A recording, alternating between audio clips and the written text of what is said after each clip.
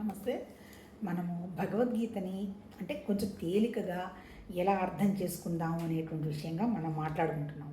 నిజం చెప్పాలంటే నాకు కూడా మొన్నటిదాకా సనాతన ధర్మం అంటే ఏదో పెద్ద పెద్ద అనుష్ఠానాలేమో, అంటే చాలా పూజలు చేయాలేమో, మడిగట్టుకోవాలేమో, అగ్నిహోత్రమేమో, ఇవన్నీ మనకి కష్టమైన పనులు కదా, ఈ రోజుల్లో వ్యవహారాలకి ఎలా తెలుస్తుంది అనేటువంటి భావాలే ఉండేవి.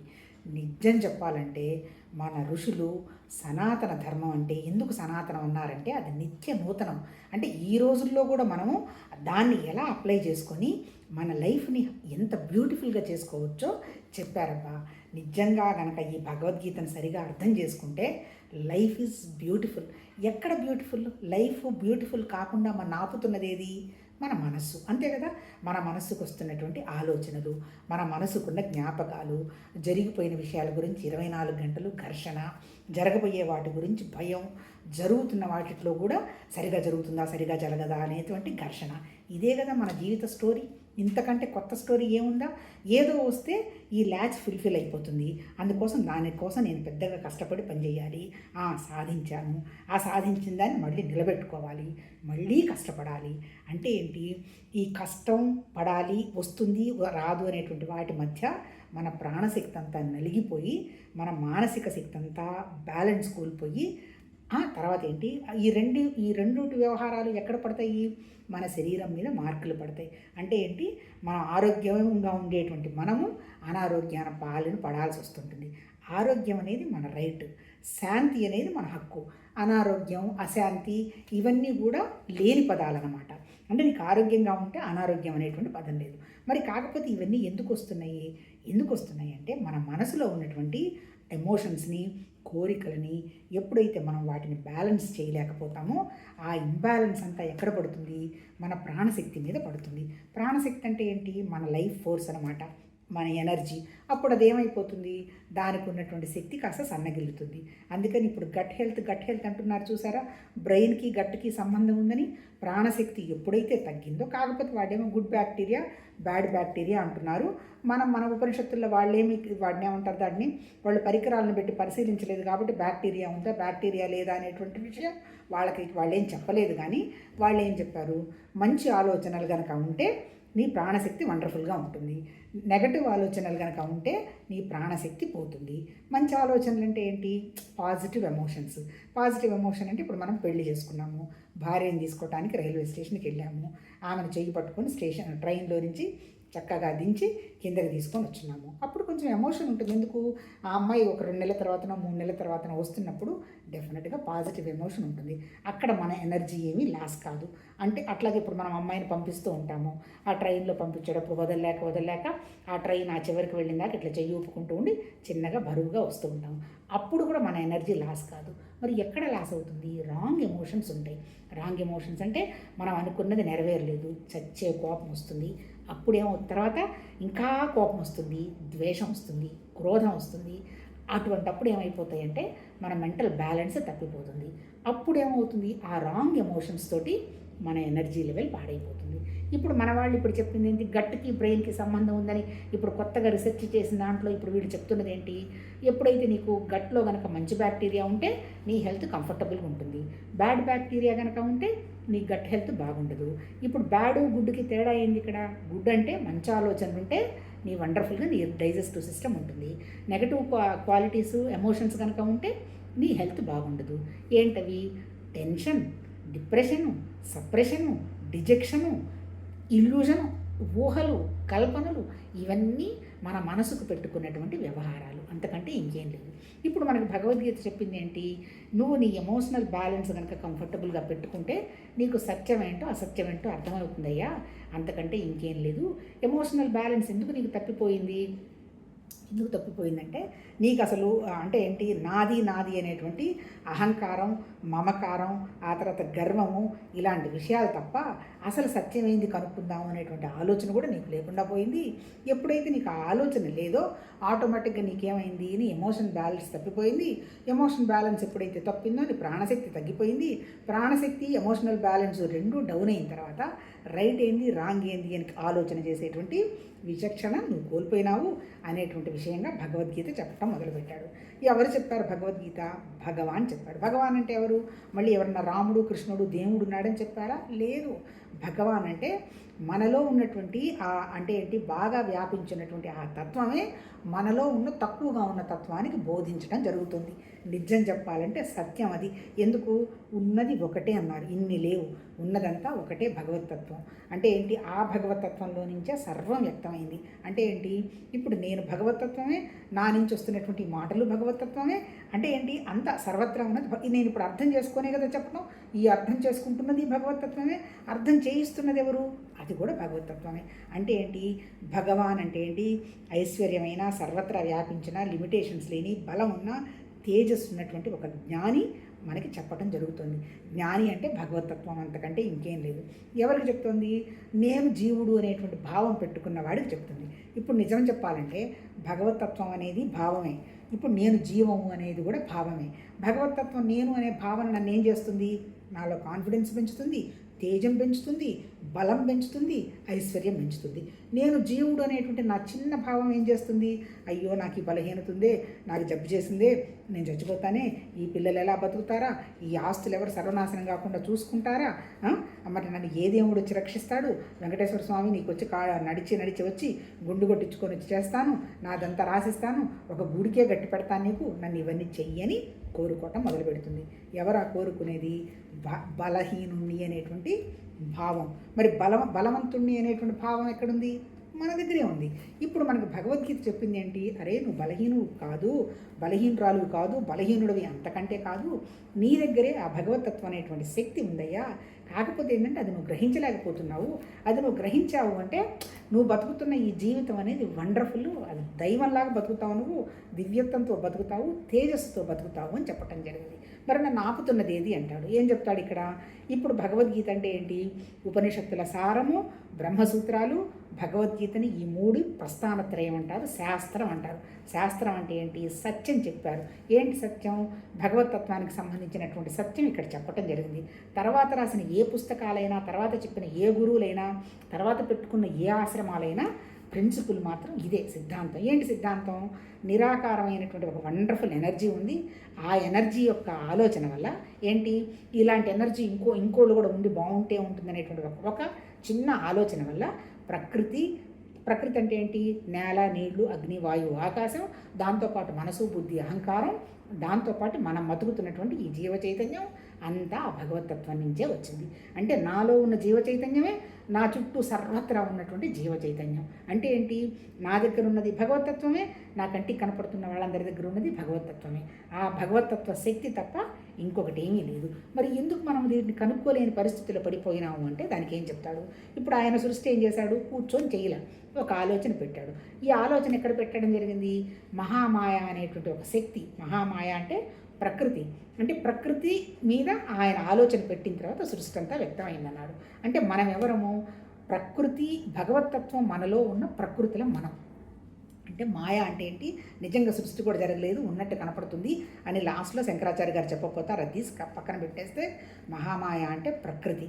ఆ ప్రకృతే రకరకాలుగా వ్యాపించుకోవటం మొదలుపెట్టింది. ఈ ప్రకృతికే ఇంకా వేరే ఏం పేర్లు ఉన్నాయి? 3 గుణాలు ఉన్నాయి. ఏంటి? సత్వతమో రజోగుణాలు అనేవి ప్రకృతి పేర్లు. తర్వాత కాలము దీని పేరే, మనసు కూడా దీని పేరే. అంటే ఏంటి? ఇవన్నీ కూడా ప్రకృతిలే. ప్రకృతి కానిది ఏంటి? నా దగ్గర ఉన్నటువంటి ఒక ప్రాణం మాత్రం భగవతత్వ చైతన్యం డైరెక్ట్గా వచ్చి ఇక్కడ కూర్చుంది. ఎందుకు కూర్చుంది? ఆ పరమాత్మతత్వ శక్తి నిరాకారంగా, నిశ్చలంగా, అఖండంగా, ఆనందంగా ఉంది కాబట్టి అన్ని జీవుల్లో నా ఆనందం ఎలా ఉంటుందో నేను పరిశీలించుకుంటాను అని. అఫ్కోర్స్ ఇది లాజిక్ కావచ్చు, లేకపోతే వాళ్ళ సిద్ధాంతం కావచ్చు, వాట్ ఎవర్ ఇట్ మేబీ. దీన్ని మించిన సిద్ధాంతం ఏది ఇప్పటివరకు చెప్పాల. సైంటిఫిక్గా తెగ రీసెర్చ్ చేస్తున్నారు. బింగ్ బ్యాంగ్ అన్నారు, దిస్ అన్నారు, దట్ అన్నారు, ఇలా ఎలా సృష్టి వచ్చింది అని ఇంతవరకు ఎవరు చెప్పాల. ఈ ఉపనిషత్తుల ఋషులు కొన్ని వేల సంవత్సరాల నాడు ఆ నిరాకారమైనటువంటి శక్తి ఎక్స్పాండ్ అయింది. ఆ ఎక్స్పాండ్ అయిందంత ప్రకృతి, నీ దగ్గర ఉన్నది కూడా ఆ భగవతత్వ శక్తిను. కాకపోతే నువ్వు అది కనుక్కోకుండా నేను ఆపుతున్నది ఏంటి? ఈ 3 గుణాలు, సత్వతమో రజోగుణాలు, నీ కోరికలు, నీ కాలము, నీ మనసు నేను అడ్డుపడుతోంది. ఇప్పుడు నువ్వు చేయాల్సింది ఏంటి? నువ్వు నిజంగా చెప్పాల్సిందంటే ఇక్కడ చెయ్యాల్సిందో పొందాల్సిందో ఏమీ లేదు. జస్ట్ కనుక్కో. ఎట్లా కనుక్కుంటావు? నాలో ఉన్నది భగవతత్వం అనేటువంటి విషయాన్ని నువ్వు డిస్కవరీ చెయ్యి, ఐడెంటిఫై చెయ్యి, రికగ్నైజ్ చెయ్యి, స్ఫురణకు తెచ్చుకో, జ్ఞానం తెచ్చుకో, జ్ఞాపకం తెచ్చుకో, ఇవన్నీ ఎరుక తెచ్చుకో. ఇవన్నీ పదాలే. అంటే ఏంటి? నా దగ్గర ఉన్నటువంటి శక్తిని నేనే గ్రహించాలి. అది భగవద్గీత చెప్పింది. నాకంటే ఎవరు? అర్జునుని నా నరుడుగా తీసుకొని ఆ పరమాత్మ తత్వం బోధించడం పెట్టింది.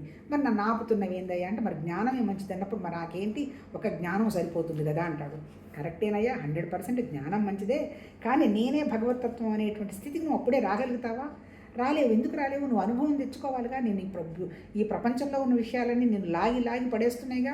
ప్రతిదానికి నీకు అక్కడ వస్తువు కొనుక్కుంటే ఆనందం, ఒక మనిషితో మాట్లాడితే ఆనందం, ఎవరన్నా తిడితే దుఃఖం, ఎవరన్నా పొగిడితే ఆనందం. ఇలాంటి మధ్య, ఈ ద్వంద్వాల మధ్య ఏదో అంటారే, పాయసంలో ఈగబడినట్టు ఈగ కొట్టుకుంటున్నావు కదా, నువ్వు డైరెక్ట్గా జ్ఞానస్థితికి వెళతావు.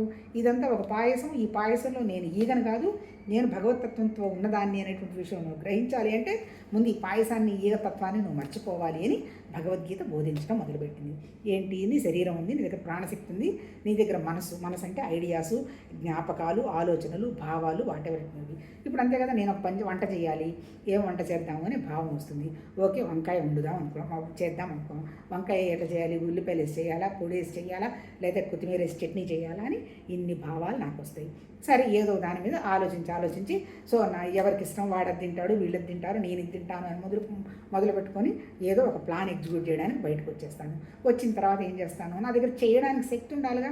శక్తి ఉంది, నేనే పోతాను, చాకు తీసుకుంటాను, కట్ చేస్తాను, పోపు పడేస్తాను, అదేదో చేస్తాను. శరీరం ద్వారా అయిపోతుంది. పొరపాటున నాకు కదిలే శక్తి కూడా లేదనుకోండి, అప్పుడు ఎవరు చేస్తారో వాళ్ళకి ఈ రెసిపీ చెప్పి చేయించాలిగా. ఎందుకు? నాకు ఇంకా ఆలోచన ఉంది కాబట్టి. ఆ ఆలోచన కూడా లేదు, చేసే శక్తి లేదు. That is different issue. అంటే ఏంటి? ఈ ఎగ్జిక్యూషన్ అంతా ఎక్కడ జరుగుతుంది? మన మనసులో జరుగుతుంది. ఈ ప్రాణశక్తి ఉంటే పోయి మనమే చేస్తాము. అంటే ఇప్పుడు మన దగ్గర ఉన్నవేంటి? 2 ఉన్నాయి నా దగ్గర. ప్రాణశక్తి లోపల వండర్ఫుల్గా ఉంది, నేను పనిచేయడానికి కావాల్సినటువంటి శక్తి, క్రియ నా శరీరం ఉంది, అనుభవించడానికి మళ్ళీ నా మనసు ఉంది. చేసిన కూర ఉప్పు ఉందా, కారం ఉందా, తీయగా ఉందని మళ్ళీ నేను నోట్లో వేసుకుని నాలుగు ఇంద్రియం అది పడేసిన తర్వాత నా మనసు చెప్తుంది, బా వండర్ఫుల్గా చేస్తున్నావు, బాగుంది, అందరికి నచ్చుతుంది అని. అంటే ఇదంతా ఎక్కడ జరుగుతుంది? లోపల ఆలోచన, బయట యాక్షన్. ఇప్పుడు మనం ఏం చేయాలి? లోపల ఆలోచనని కనుక మనం మార్చుకున్నాము అంటే బయట కనపడేవన్నీ వండర్ఫుల్గా ఉంటాయి. లోపల ఆలోచన ఏంటి? నేను బలహీనుణ్ణి అని పైకి చెప్పంగానే నేను చాలా గ్రేట్, నాకేం భయం లేదని చెబుతూ లోపల నేను ఎంత బలహీనరాలనో నాకు తెలుసు, దాని గురించి నేను భయపడుతూ దుఃఖపడుతూ జరుగుతున్న మన లైఫ్ నాటకం అంతా ఇదే. బయటికేమో సుపీరియర్గా మాట్లాడతాం, లోపల ఇన్ఫీరియారిటీ కాంప్లెక్స్, లోపల దుఃఖము, బయట ఓవర్ యాక్షన్ చేయడము. ఈ రెండింటికి మధ్య నలిగి ఎమోషనల్ బ్యాలెన్స్ అంతా తగ్గిపోతుంది. అంటే ఇప్పుడు అందుకే నేను చెప్తున్నారు, ఆధ్యాత్మికంగా ఉండాలంటే లోపల ఒకటే, బయట ఒకటే. లోపల నీకు ధైర్యం ఉంది, బయట కూడా ధైర్యంగా ఉండి తప్పులేదు. లోపల భయం ఉంది, ఎలా ఆ భయాన్ని పోగొట్టుకోవాలా అని ప్రాక్టీస్ చెయ్యి. అదే భగవద్గీత మనకి చెప్పింది.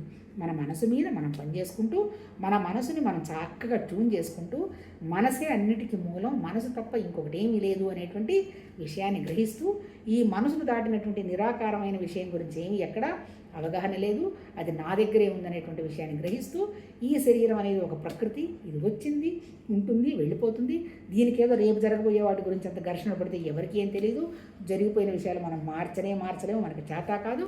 ప్రస్తుతంలో పోలిక లేకుండా వండర్ఫుల్గా ఏ పని చేస్తుంటే ఆ పని. ఇప్పుడు మాట్లాడుతున్నాం, వండర్ఫుల్గా మాట్లాడడం. ఎవరినన్నా తిడుతున్నామో వండర్ఫుల్గా తిట్టడం.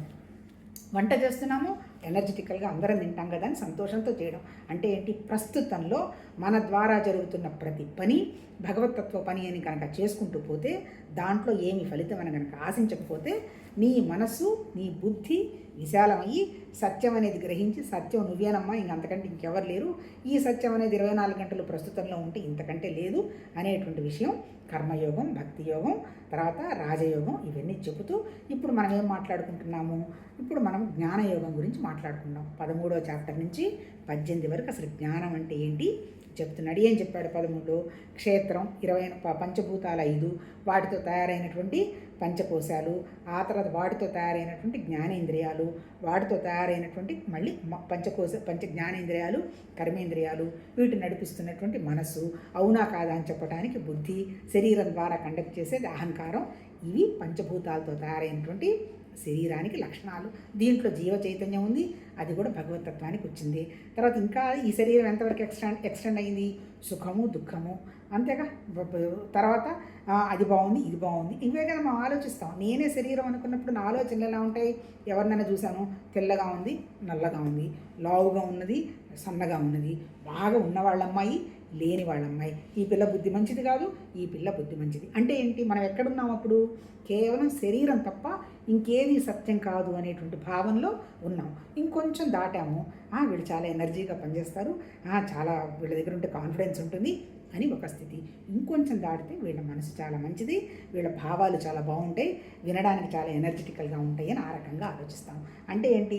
మనం ఎంతసేపు ఆలోచించినా మన మనసు, మన శరీరం, మన ప్రాణం, మన బుద్ధి, ఇంతకు మించి మనం ఆలోచించేటువంటి శక్తి లేదు. ఇప్పుడు ఇక్కడ చెప్పింది కూడా క్షేత్రంలో. అది క్షేత్రం అంటే ఏంది? ఇవన్నీ పంచభూతాలతో తయారైంది. దీనికి ఉన్న లక్షణం ఏంది? సుఖము, సంతోషం, సుఖము, దుఃఖము. ఆ తర్వాత ఏమో స్థూల శరీరం ఉంది, దీనికి చైతన్యం ఉంది. ఆ తర్వాత ధృతి అనే ఒక పదం వాడతాడు. ధృతి అంటే ఏంటి? ప్రతి విషయాన్ని కూడా చెడ్డగా చూడడం, అంటే మంచిగా చూడమన్నమాట. నెగిటివ్గా చూస్తాను. ఎట్లా? ఒక ఉదాహరణ ఎందుకో సడన్గా ఈరోజు గుర్తొచ్చింది. మా కాలేజీలో ఒక మేడం ఉండేవాళ్ళు. ఆవిడ సత్యసాయిబాబాకి వండర్ఫుల్ భక్తురాలు, అన్మ్యారీడ్. ఆవిడ చెల్లెళ్ళకి పెళ్లి చేశారు. తమ్ముడు అంటే ఆవిడకి చాలా ముద్దు, చక్కగా ఉండేవాడు, మంచి పొజిషన్లోకి వచ్చాడు ఆ అబ్బాయి. సరే, ఆ అబ్బాయి కూడా మ్యారేజ్ చేసింది. 1 మంత్ అయిన తర్వాత ఆ అమ్మాయి కూడా తెచ్చుకున్న అమ్మాయి కూడా మంచిగా ఉన్నారు, ఒక జంట బాగానే ఉన్నారు. 1 మంత్కి సడన్గా అబ్బాయి చచ్చిపోయినాడు. చచ్చిపోవడంతో ఈవిడేం చేశారు? నా లైఫ్ అంతా నేను ఇన్నాళ్ళు సత్యసాయిబాబాని పట్టుకొని ఊగులాడాను, అసలు దేవుడే లేడు అని టక ఆ ఫోటోలన్నీ కింద పడేసి కొట్టేశారు. అంటే కొట్టేసిన తర్వాత అంటే ఏంటి ఆవిడ ఉద్దేశం? ఆవిడని కాపాడితే సత్యసాయిబాబా ఉన్నట్టు, ఆవిడని కాపాడకపోతే భగవంతుడే లేడన్నట్టు. సరే, అంతవరకు కూడా బాగానే ఉంది. తర్వాత మా సీనియర్ ఏం చేస్తున్నాడు, పెళ్ళి అయిన తర్వాత ఆ అమ్మాయికి ఏదో హస్బెండ్వి డబ్బులేవో వస్తాయి, దాని మీద ఈవిడికి అది ఇష్టం లేక అసలు పెళ్ళే జరగలేదు అనేటువంటి విషయంగా కోర్టులో కేసు వేశారు. ఏమనేశారు? అసలు సప్తపది జరగలేదు అన్నారు. అంటే ఏంటి? అంటే ఇవన్నీ చెడ్డగా నేను చెప్పడల్లా. అంటే ఏంటి? ధృతి అంటే చూసిన విషయాన్ని మంచిగా అర్థం చేసుకోలేకుండా పోయే అంత కోపం అన్నమాట. మంచిగా అర్థం చేసుకోవటం అంటే ఎట్లా? ఆ అబ్బాయి చచ్చిపోవడానికి దేవుడికే సంబంధం? దేవుడు అనేది ఒక అద్భుతమైన శక్తి. మరి ఏ కారణం జరిగిందో కారణం అనేది ఎవరికి ఈ భూమి మీద తెలియదు. అజ్ఞానం అన్నారు. అంటే అజ్ఞానం అనేటువంటి విషయం గ్రహించే శక్తి అంత పెద్ద head of the department lecturer ఆవిడికి లేదా? లేదని అనుకోవాలిగా. తర్వాత ఇంకోటి ఏంటి? ఆ పెళ్ళే జరగలేదు అంటే ఆ పిల్ల ఏంటి? చిన్న పిల్లే కదా, ఆ అమ్మాయి ఏం మర్డర్ చేయలేదు కదా. మరి ఆ అమ్మాయి బాధ్యత ఏదో పెళ్ళి తప్పో ఒప్పో అయిపోయింది, ఆ అబ్బాయికి ఇవ్వాల్సిన ఆ అమ్మాయి తీసుకొని పోతుంది. నీకేముంది? హాయిగా పెన్షన్ వస్తుంది, మంచి శాలరీ వస్తుంది. అంటే ఏంటి అర్థం? ధృతి అంటే ఏంటి? నెగటివ్గానే ఆలోచిస్తాం. ఎంత గొప్ప వాళ్ళమైనా సరే పాజిటివ్గా ఆలోచించడం కష్టం అన్నమాట. అదే ఇప్పుడు భగవద్గీతలో క్షేత్రజ్ఞ దాంట్లో చెప్పింది ఏంటి అంటే, ఈ క్షేత్రానికి ఉన్నటువంటి లక్షణాల్లో నేను సుఖపడదాము, లేదు అంటే సుఖం అనుకుంటా అక్కడ దుఃఖం వస్తుంది. నేను చైతన్యం, నేను స్థూలం, నేను ధృతి, ఈ 5 లక్షణాలు కూడా చెప్పటం జరిగింది.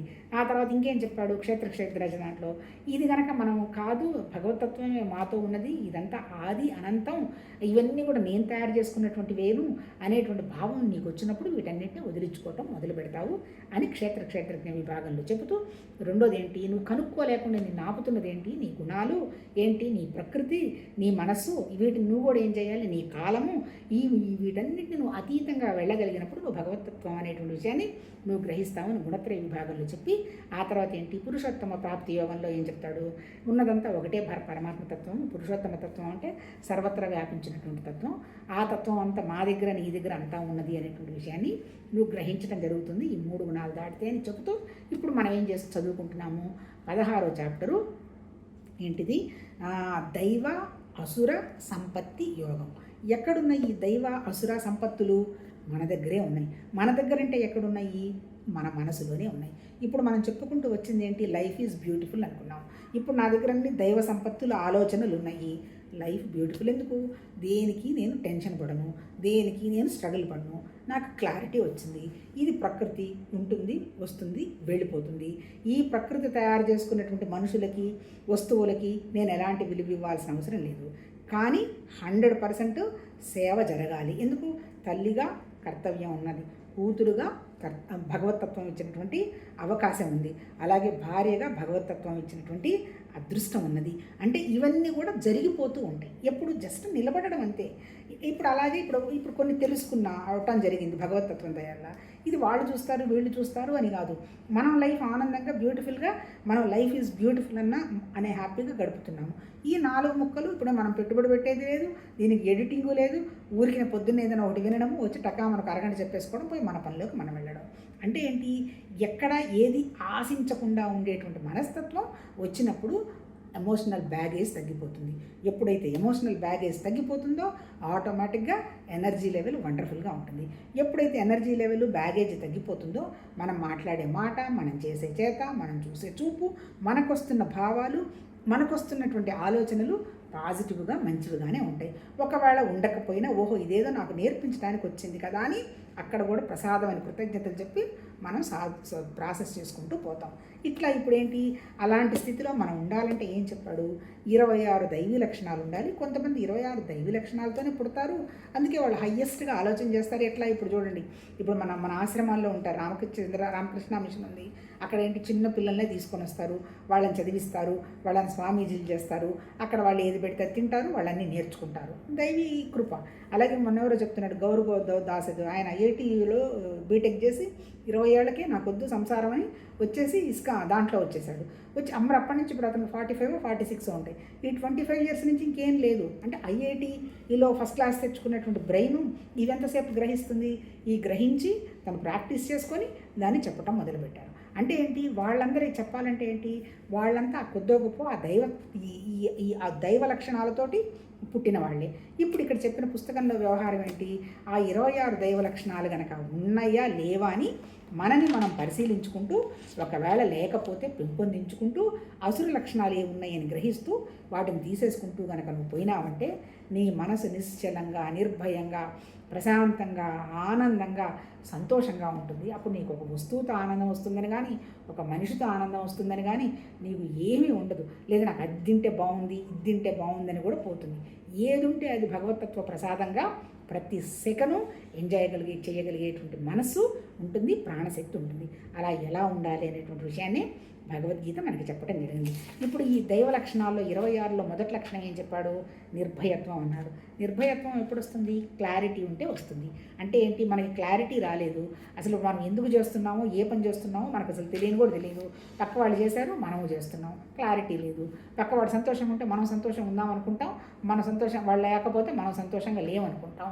అప్పుడు నువ్వు ఎలా నిర్భయంగా ఉంటావు అంటే నీ ఆనందం అంతా కూడా పక్క వాళ్ళ మీద బేస్ చేసుకొని ఉంటుంది. అది కాదు భగవద్గీతలో చెప్పింది.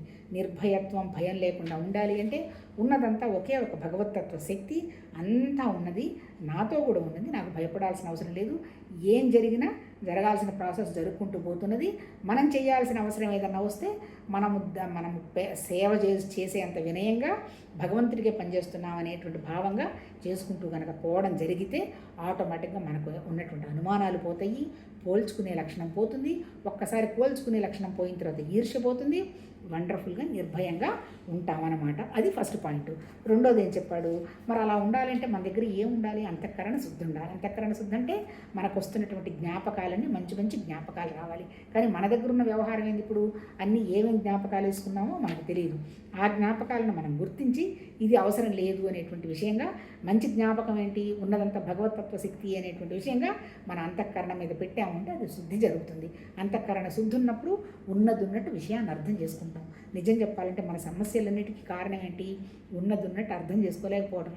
ఊహలు, కల్పనలు, ఇమాజినేషన్స్, దురభిప్రాయాలు, వాళ్ళిలా వీళ్ళిలా, ఈ వస్తువు ఇలా, ఆ వస్తువు ఇలా అని 24 గంటలు ఈ భౌతికంగా గిలగిలా కొట్టుకుంటూ ఉన్నాం. ఇప్పుడు ఎప్పుడైతే మనకు అంతఃకరణ శుద్ధి అంటే మనసు పద్ధతి అవ్వడం, హృదయం ప్యూరిఫై అవ్వడం. ఎప్పుడు ప్యూరిఫై అవుతుంది హృదయం, పాపం లేదు, పుణ్యం లేదు, ఉన్నదంతా ఒకటే భగవతత్వం, అది నడిపించుకుంటూ పోతుంది. అది ఏం చేస్తే నేను అది చేసుకుంటూ పోతాను అని 100% ఆ తత్వాన్ని మనం నమ్మడం, దాన్నే సరెండర్ అంటారు. అల్టిమేట్ ఏంటంటే వినమ్రత, అంటే హ్యూమిలిటీ. ఆ హ్యూమిలిటీ వచ్చినప్పుడు మనం ఏది మన కోసంగా మనం ఏమి చేసుకుంటూ పోమన్నమాట. అంత భగవతత్వం అనేటువంటి భావనలో ఉండేది జరుగుతుంది. తర్వాత ఏంటి, తత్వజ్ఞాన ప్రాప్తికై ధ్యాన యోగ స్థితి అంటే ఏంటి, ఆ తత్వం భగవతత్వం తెలుసుకోవటానికి మనసును స్థిరంగా గట్టిగా ఒకే ఆలోచన మీద పెట్టడం. తర్వాత సాత్విక దానం, దానం అంటే ఏంటి? మన దగ్గర ఎక్స్ట్రా మన దగ్గర ఉన్నది మనం షేర్ చేయటం. ఎట్లా షేర్ చేస్తాము? నా దగ్గర ఏముంది, నా దగ్గర ఇది నాకు తెలిసింది అనేటువంటి విషయం తెలిసిందనుకో, పొద్దున పూట నేను వినేటప్పుడు నాకు వండర్ఫుల్ థాట్ తగిలిందనుకో, నా భావంతో నాకు అది ఈక్వలైజ్ అయిందనుకో, ఈ భావం చెప్తే బాగుండు అనిపిస్తుంది. అంటే ఏంటి? షేరింగ్. అట్లాగే మన దగ్గర ఏ ఉంటే అది షేర్ చేయడం. మళ్ళీ ఈ షేర్ చేయడంలో సాత్వికం ఏంటి అంటే తామసిక దానం, రాజసిక దానం, మళ్ళీ ఇక్కడ మళ్ళీ సాత్విక దానం, తామసిక రాజసిక దానం. తామసిక దానం ఏంటి? ఎవరికి ఇస్తున్నాము, ఎందుకు ఇస్తున్నాము, వాళ్ళకి డబ్బులు ఇస్తాం, వాడు పోతాడు, తాగుతాడు, వాడు పాడైపోతాడు, మనకు తెలియదు. పొరపాటున మనం కూడా అప్పుడప్పుడు పొరపాటు పడతాం. కాకపోతే మనం గ్రహించుకొని ఇది వాడికి ఉపయోగపడుతుందా, ఫ్యామిలీని నష్టపరచడానికి అని గ్రహించుకోవటం. రాజసిక స్థానం ఏంటి? గొప్పపోవటం. నా పేరు వేస్తారా, ఇదిగో నేను ఈ రూమ్ కట్టిస్తాను, ఈ కాలేజీ కట్టిస్తాను, నా పేరు మా కుటుంబం పేర్లే వేయాలి, రాజసిక. మళ్ళీ సాత్వికం ఏంటి? అబ్బా నేను ఇంత మంచి చేశాను, నాకు పుణ్యం వస్తుంది, నా అంత గొప్పవాళ్ళు లేరు అని గుడ్డి అంటే మంచిగా చేస్తున్నాను, అందరికి అది ఇచ్చాను ఇది ఇచ్చాను అనేది సాత్విక దానం. ఈ 3 గుణాలు కూడా కరెక్ట్ కాదు. అసలు నిజంగా సాత్విక దానం అంటే మనం భగవతత్వ స్థితికి దగ్గరగా భగవతత్వం యొక్క దానం మన ద్వారా జరుగుతుంది తప్ప ఇక్కడ నేను లేను అనేటువంటి భావంతో ఉండగలడం. తర్వాత ఇంద్రియ నిగ్రహం, అంతే కదా. మనం సంతోషంగా ఉండాలన్నా కాన్సిక్వెన్సెస్ ఇది నేను వాడడం వల్ల ఇప్పుడు ఇంద్రియ నిగ్రహం లేకపోతే జరగబోయే పరిస్థితులు అవి కదా, ఇది అవసరమా, ఇది ఎవరికి ఉపయోగం, నాకు ఉపయోగమా, ప్రపంచానికి ఉపయోగమా అని గ్రహించుకొని మన దగ్గర ఉన్నటువంటి 5 సెన్సెస్ని మన మనసుతోటి కంట్రోల్ పెట్టాలి. దీనికి ఉదాహరణ ఎట్లా చెప్తారు? ఏనుగు, దాని పేరు మదపుటి ఏనుగు అంటారు. ఎందుకు? దానికి స్పర్శ చాలా ఇష్టం. అందుకని వీరు ఆడ ఏనుగుని తీసుకొచ్చి మగ ఏనుగును పట్టేసుకుంటారు. ఆడ ఏనుగుని తీసుకొచ్చి గుంటలో పడేస్తే ఆ స్పర్శ దానికోసం వెళ్ళి గుంటలో పడిచేస్తుంది, పట్టుకుంటారు. అలాగే ఇప్పుడు ఇంకోటి ఏమంటారు, దాని పేరు ఏదో ఉంది, కస్తూరి అంటే ఒక జింక లాంటిది. దాని దగ్గర నుంచే మంచి వాసన వస్తూ ఉంటుంది. ఎక్కడ ఈ వాసన తెగ తిరిగి ఆ వాసన పీల్చడానికి దాని ముఖ్య పొడుచుకొని అది చచ్చుడుకుంటుందట. ఏంటి? వాసన కోసం. అంటే వాసన అంటే ఏంటి? మన ముక్కు అన్నమాట. మన దగ్గర ఉన్నటువంటి పంచభూతాల్లో మొట్టమొదటి సంస్కారం వాసన. రెండోది వచ్చి నీళ్లు, రుచి. చేపను పట్టుకోవాలంటే పాపం తీసుకెళ్ళి ఆ చిన్న పాము వాటిని ఏమంటారు, వానపావును కట్టి పాపం చేపను లాగేస్తారు. ఆ రుచికో చచ్చురుకుంటుంది నోరు. మూడోది వచ్చేంటి? కళ్ళు, రూపం. అంటే ఏంటి? మిణుగురు పురుగులు ఉంటాయి, ఆ మంటనే అనుకొని అదే పాపం ఆ నిప్పుల్లోనే మాడి అవి చచ్చిపోతాయి. 4 స్పర్శ అన్నాం. లాస్ట్లో వచ్చి శబ్దానికి సంబంధించి ఆ సౌండ్ కోసమే వెళ్తూ ఉంటుంది ఏదో ఒక జీవి. అంటే ఏంటి? 5 ఇంద్రియాల్లో ఒక్కొక్క ఇంద్రియం ఉంటేనే అవి చచ్చి ఊరుకున్నాయి. మన దగ్గర ఎన్ని సెన్సెస్ ఉన్నాయి? 5 సెన్సెస్ ఉన్నాయి.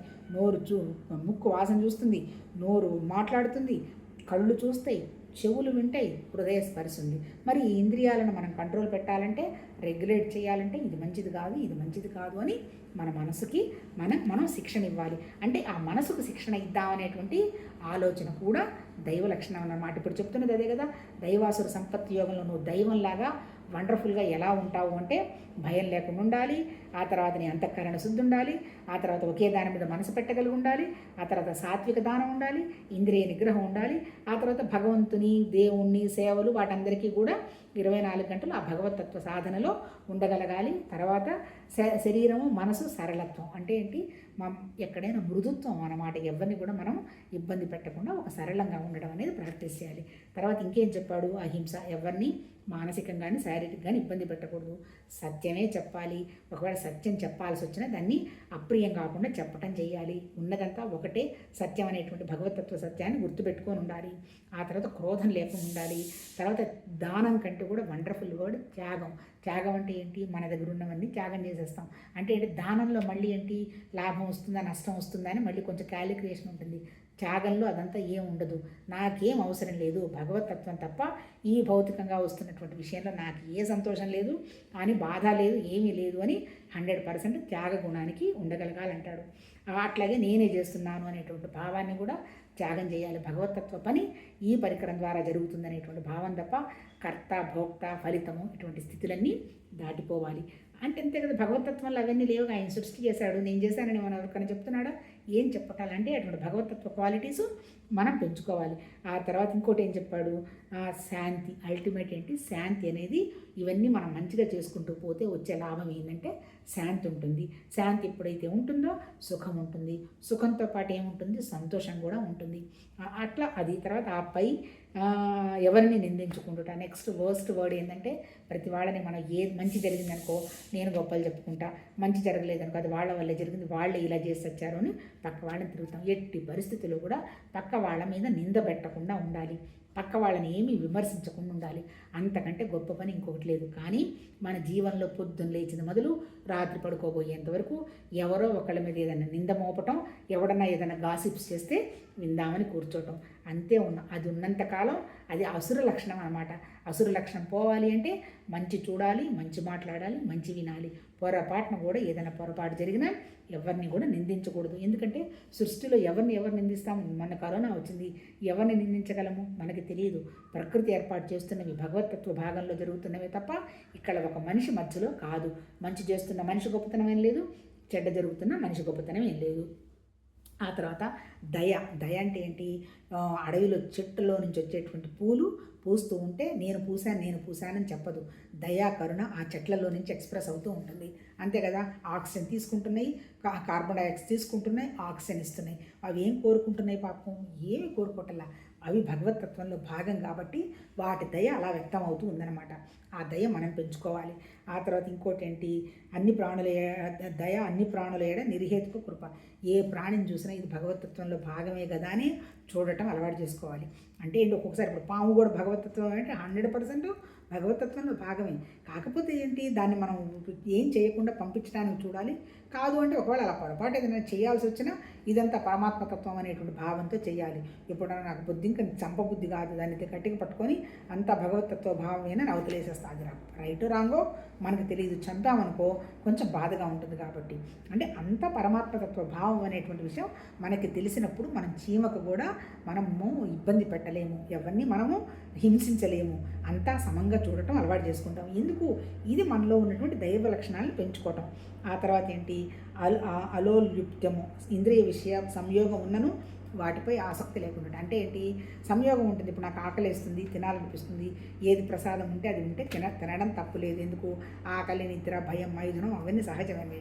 కాకపోతే ఏంటి, నేను నా ఇంద్రియం, నా నోరు, నేను ఇదైతే తింటానో తీసుకురండి అని అడగడం, దానితోటి మనం అటాచ్మెంట్ అవ్వడం. అంటే ఏంటి, అన్నీ మన ముందే ఉంటాయి, మనకి ఏది అవసరమో ఏది అవసరం కాదు అని మన వివేకం ఉన్నప్పుడు, వైరాగ్యం ఉన్నప్పుడు మాత్రమే కుదురుతుంది. అంటే ఏంటి, మంచేది చెడేంది అని మనకు తెలియాలంటే మన మనసుకి శమ, దమ, ఉపరతి, శ్రద్ధ, తితిక్ష, సమాధానాన్ని మనసు మీద పనిచేసుకుంటూ వివేకం, వైరాగ్యం కనుక ఏర్పాటు చేసుకుంటే ఇది మంచి ఇది చెడు కాదని తెలుస్తుంది. అంటే అన్నీ మన ఎదురుగానే ఉంటాయి, ఇవి మనం అవసరం కాదు అని వాటితో మనం సంయోగానికి వెళ్ళాం. అంటే ఏంటి, ఇంద్రియ లోలత్వంతో సంయోగం కాదు అంటే మనకి కొద్దో గొప్ప కాస్త జ్ఞానం ఉండాలన్నమాట.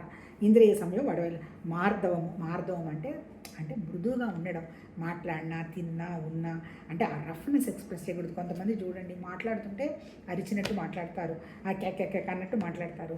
అలా ఉండకూడదు. మనం భగవతత్వానికి వెళుతున్నాము అంటే అర్థం ఏంటంటే ఒక రకమైనటువంటి ఏమంటారు దాన్ని, ఆర్ట్ ఆఫ్ పీస్, ఒక రకమైనటువంటి మార్దవం, ఒక రకమైనటువంటి శాంతి మనం అలవాటు చేసుకోవాలంటే పక్క వాళ్ళు చేయటం లేదని మళ్ళీ వాళ్ళనే అనకూడదు. వాళ్ళ తత్వం అదే, ఓకే. నువ్వు మాత్రం నీ దగ్గర ఉన్నటువంటి మార్దవాన్ని ఎట్టి పరిస్థితుల్లో నువ్వు డిస్టర్బ్ చేసుకోకుండా ఉండాలి. వాళ్ళు అరిస్తారు, అరుచుకొని వాళ్ళ అలవాటు, మనం వాళ్ళని మార్చలేము. ఆ మార్చే శక్తి ఈ భూమి మీద భగవంతుడికి కూడా లేదు. ఎవరికి వాళ్ళు మారాలి, నేను మారాలి అనేటువంటి వ్యవహారం వచ్చిందాకా ఎవరు మారరు. అందుకని ఏం జరుగుతున్నా మన మీద మనమే ప్రయోగం చేసుకొని మనం మారాలని చూడాలి. కాబట్టి పక్క వాళ్ళ మీద మనమే వెళ్ళకూడదు. ఆ మార్గవాన్ని మనమే డెవలప్ చేసుకోవాలి. ఆ తర్వాత శాస్త్ర విరుద్ధ కార్యాచరణానికి వెనుకాడుట. తర్వాత ఏంటి, కొంత మనకి సిగ్గుపడే లక్షణం ఉండాలి. లజ్జ అంటాడు. అంటే ఏంటి, ఏదైనా సరే చెయ్యకూడని పని చేద్దాం అనుకున్నప్పుడు మనకి కొంచెం షై ఉండాలి, అంతే కదా. ఇప్పుడు మన ఇంట్లో ఎప్పుడు ఇలా తాగలేదు, ఉండలేదు, అమ్మా నాన్న మంచిగానే ఉన్నారు అనుకున్నాము. ఎవరన్నా మన నా పని చేయమన్నారు, వద్దు, నాకు తప్పు, మా అమ్మ నాన్న వాళ్ళ ముందు నేను సిగ్గుపడ్డట్టు తలంచుకోవాలి, నాకు అబద్ధం చెప్పడం అలవాట్లేదు, నువ్వు ఎక్కడికి వెళ్ళావంటే నేను ఇక్కడికి వెళ్ళానని చెప్పాలి అని అంటాడు. అంటే అర్థం ఏంటి, కొంచెం సిగ్గుంది. సిగ్గు అంటే ఏంటి, లజ్జ. అంటే ఈ పని చేస్తే అది నేను అందరి ముందు ఆన్సరబుల్ అవుతుంది కదా అనేటువంటి భావం పాజిటివ్గా తీసుకుంటే అన్నాడు. మళ్ళీ ఇక్కడేంటి, మళ్ళీ నెగటివ్గా తీసుకుంటే ఏంటి అంటే ఏంటి, అనవసర విషయాల్లో సిగ్గుపడి మొహమాటపడి అలా ఉండకూడదు అన్నట్టు ఇంకోటి వస్తుంది. అల్టిమేట్ ఏంటి, మనం మంచిగా భగవతత్వంలాగా వెళ్ళాలి అంటే మనం ఏ క్వాలిటీ చూసుకున్నా పరమాత్మ తత్వానికి దగ్గర వెళుతున్నట్టుగా ఉండాలి తప్ప మన కోసంగా మనం ఒకళ్ళకి సమాధానం చెప్పి సిగ్గుపడేట్టుగా ఉండకూడదు. అందుకని ఆ లజ్జ మనకు ఉండాల్సింది. ఏది, ఆ విరుద్ధమైనటువంటి పని ఏదైనా చేయాల్సి వచ్చినప్పుడు ఇది మనం చేసేది కాదు అనేటువంటి గ్రహణం ఉండాలి. అంతే కదా, నెలకు జీతం ఇస్తున్నారు, కరప్షన్ చేస్తున్నాం, అది నీకు డైరెక్ట్గా ఎవరైనా తీసుకొచ్చి ఇదిగోనండి నేను 1,00,000 రూపాయలు కరప్షన్ ఇస్తున్నానని ఇస్తాడా? ఇవ్వడు, రహస్యంగా ఇస్తాడు. ఆ రహస్యంగా చేసే పని వల్ల ఏమవుతుందంటే నీ హృదయం మీద భారం పడుతుంది. అది ఇల్లెజిటిమేట్ వర్క్. ఎప్పుడైతే నువ్వు ఇల్లెజిటిమేట్ వర్క్ చేసావో నీ హృదయం మీద పడ్డ భారం నీ శరీర ఆరోగ్యం మీద పడుతుంది. ఎప్పుడైతే మనం స్వేచ్ఛగా అందరికీ నచ్చేట్టు అందరి ముందు చేయగలిగామంటే ఆ పని వల్ల మన లోపల భారం పడదు, లోపల బయట మనం ఒకటే రకమైనటువంటి ప్రశాంతంగా ఉండగలుగుతాం. అంటే ఏంటి, శాస్త్రంగా ఇప్పుడు మనకు కొన్ని చెప్పినటువంటి ఫ్యామిలీకి సంబంధించినవి కానీ విరుద్ధమైనటువంటి పనుల జోలికి మనం వెళ్ళకూడదు. ఆ వెళ్ళాల్సి వచ్చినప్పుడు సిగ్గుపడాలి అంటారు. ఆ తర్వాత ఇంకోటి ఏంటి, అచాపలము అంటే వ్యర్థ చేష్టలు చేయకుండా. అచాపలం అంటే ఏంటి, మన దగ్గర భగవతత్వం ఇచ్చినటువంటి ప్రాణశక్తి ఉంది, శక్తి ఉంది, శరీరం ఉంది. ఆ తర్వాత ఇప్పుడు ఎవరో పిల్లలు చెప్తున్నారు, ఈ రీల్స్లో చూడరమ్మా ఇవి ఇంతంతసేపు అంటుంటారు వాళ్ళు. అంటే ఏంటి, వాటి వల్ల మనకు ఒక్క ముక్క కూడా గుర్తుండదు. దానివల్ల ఏమవుతుంది, మనకి మన ఎనర్జీ లెవెల్ వేస్ట్ అయిపోతుంది. అంటే ఏంటి, మన ప్రాణశక్తిని మనం కాపాడుకోవాలి. ఎప్పుడు మన మనసును అనవసరంగా అటు విషయాలు ఇటు విషయాలు తిప్పకుండా కనుక ఉంటే మన ప్రాణశక్తి వండర్ఫుల్గా ఉంటుంది. ఎప్పుడైతే మన ప్రాణశక్తి బాగుంటుందో మన మానసిక శక్తి కూడా బాగుంటుంది. ఇంకా చెప్తూ వదిలేసినట్టున్నాం ఇందాక, గట్ హెల్త్ బాగుండాలి అంటే మన మానసిక శక్తి బాగుండాలి. మానసిక శక్తి బాగుందంటే నీ గట్ హెల్త్ బాగుంటుంది. మళ్ళీ గట్ అంటే ఏంటి, ఒక పొట్టనే కాదు, శరీరం మొత్తం ఉన్నదంతా భగవతత్వ భావనే. ఆ భావన ఎప్పుడు బాగుంటుంది, నువ్వు మంచి ఆలోచించినప్పుడు, మంచి మాట్లాడినప్పుడు, మంచి జరిగినప్పుడు, ఎవరిని హింసించకుండా ఉన్నప్పుడు, భయం లేకుండా ఉన్నప్పుడు, నీ మనసు మీద నీకు కంట్రోల్ వచ్చినప్పుడు, ఇవన్నీ కూడా దైవ లక్షణాలు. ఈ దైవ లక్షణాలు ఎప్పుడైతే ఉంటాయో అప్పుడు నీ ప్రాణశక్తి వేస్ట్ కాకుండా ఉంటుంది. అందుకనేంటి, నీ ప్రాణశక్తి వేస్ట్ అవుతుంది అన్నటువంటి విషయాలకు ఈ మనసుని తిప్పకూడదు. అందుకని ప్రాణశక్తిని మనం కాపాడుకోవాలి అంటే మన మనసుని ఒక హయ్యెస్ట్ మీద పెట్టగలగాలి. ఏంది హయ్యెస్ట్, ఇవన్నీ కూడా భగవతత్వం యొక్క లక్షణాలు. ఈ భగవతత్వ లక్షణాల్లో నుంచి నేను జారిపోతున్నానా, ఈ లక్షణాల్లో ఈ దైవ లక్షణాల్లో నేను ఉన్నానా లేదా అని 24 గంటలు మనం పరిశీలించుకుంటూ ఉండాలి. ఒక మాట మాట్లాడినా, ఒకటి చేసినా, ఒకటి తిన్నా, అన్నీ కూడా ఇప్పుడు మైండ్ఫుల్నెస్ అంటున్నారు కదా, కాన్షియస్ లివింగ్ అంటున్నారు కదా, హార్ట్ఫుల్నెస్ అంటున్నారు కదా, వీటన్నిటికీ అర్థాలు ఒకటే. ఏంటి అర్థం అంటే ఎరుక. అంటే మనం కాన్షియస్గా ఏం చేస్తున్నాము, దీనివల్ల నాకేం వస్తుంది, దీనివల్ల నష్టమా లాభమా అనేటువంటి జ్ఞానస్థితిలో ఉండాలి. దాన్నే క్లారిటీ అంటారు. ఎవరికైతే క్లారిటీ ఉంటుందో వాళ్ళ దగ్గర ఉన్నది 100% దైవ లక్షణం. అందుకని వ్యర్థ చేష్టలు చేయకుండా, అంటే పనికిరాని పనులు కానీ పనికిరాని వ్యవహారాలకు కానీ వెళ్లకుండా ఉండటం. ఇంకొక 4-5 ఉన్నట్టున్నాయి. మొత్తం టోటల్గా 26 దైవ లక్షణాలు. రేపు కంటిన్యూ చేస్తాం, ఆల్రెడీ ఎక్కువ టైం అయింది.